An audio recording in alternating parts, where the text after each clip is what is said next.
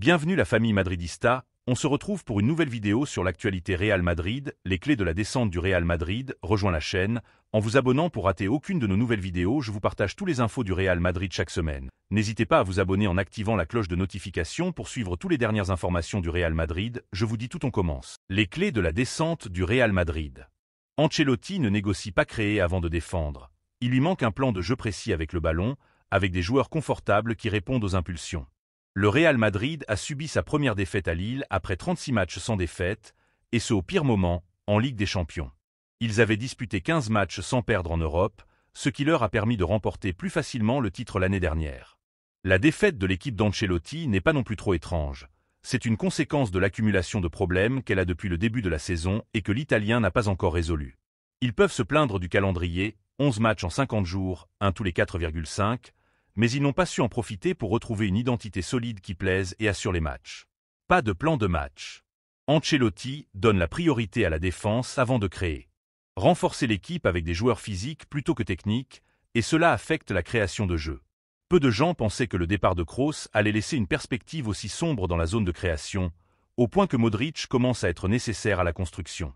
Il est le seul à avoir un profil capable de diriger l'orchestre. Mais ce n'est pas le seul problème que rencontrent les Blancs.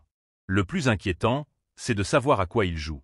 Personne n'a réussi à déchiffrer les clés du jeu du Real Madrid lorsqu'il a le ballon, au-delà du fait que ses meilleurs joueurs occupent le devant de la scène, soit dans des jeux individuels, soit dans des interactions improvisées avec un coéquipier. Ancelotti meurt d'envie d'exiger que ses hommes défendent, laissant au talent de ses stars le soin de faire la différence par le génie ou le coup du lapin, mais sans plan de match précis. Le football passif. Le pire symptôme détecté depuis le début de la saison est le manque de fluidité dans le jeu constructif de l'équipe. Leur football lent, prévisible et horizontal, leur conduite et leurs passes retardées favorisent le positionnement défensif des rivaux, qui finissent par se rapprocher de leur terrain pour faire échouer toute tentative et éviter d'être surpris en raison de l'absence de plan offensif du Real Madrid. Ancelotti prône le rock'n'roll, mais finit par danser lentement en s'accrochant à la taille de l'adversaire. À cela s'ajoute qu'il y a des joueurs aisés, avec Vinicius aux manettes. Le Brésilien propose peu, travaille juste ce qu'il faut et disparaît des matchs lorsque son équipe a le plus besoin de lui. Mbappé n'est pas non plus entré du bon pied, et ce ne sera pas faute d'essayer, mais il ne rentre pas tout à fait dans une équipe dans laquelle il reçoit peu de ballons avec un avantage compte tenu de la proposition créative limitée derrière lui. Rodrigo est peut-être celui qui contribue le plus à l'équipe dans son ensemble, mais Ancelotti l'a laissé sur le banc pour la 3e fois en 11 matchs qu'ils ont disputés. Une planification remise en question. Et tout peut être le produit d'une mauvaise planification. Une équipe de 22 joueurs, dans laquelle il y a censément 2 joueurs par poste, mais la pratique ne confirme pas la théorie car elle compte des joueurs qui ne rentrent pas dans les plans d'Ancelotti comme Valiero, ou de manière plus sournoise Endrick, Gullet, Fran Garcia ou Modric, qui l'utilisent comme choc au lieu de ressources lorsque les premières épées ne répondent pas. Il manque un défenseur central. En témoigne le fait qu'il convoque le jeune Jacobo à chaque match.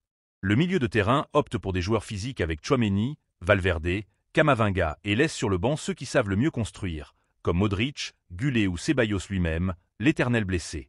Bellingham est le seul à remplir les 2 fonctions, mais l'exigence de ce doublé est un fardeau qui l'épuise. Peu de buts. L'attaque est la ligne la plus puissante, mais la moins assistée. Les Blancs ont tiré entre les bâtons à 14 reprises au cours des 3 derniers matchs, marquant 4 buts. Le nombre moyen de buts sur les 11 matchs disputés est de 2 par match, 22, ce qui est alarmant par rapport à Barcelone, son grand rival national. L'équipe de Hansi Flick en compte 3,1, 31 en 10 matchs. Madrid n'a pas de problème défensif, mais ils ont des problèmes constructifs. Tout le monde pensait qu'avec Mbappé ils allaient gagner, mais l'équipe d'Ancelotti ne fait que regarder en arrière, défendant avant de créer pour devenir une vulgaire équipe avec le ballon, à laquelle manque un plan général. Nous n'avons pas une identité de jeu, nous en avons plusieurs, se vante l'Italien, mais aucune de ces identités n'est définie. Elles sont plutôt improvisées avec le ballon au pied et, comme le disait Alfredo Di Stefano, aucun joueur n'est aussi en fin, comme nous tous ensemble.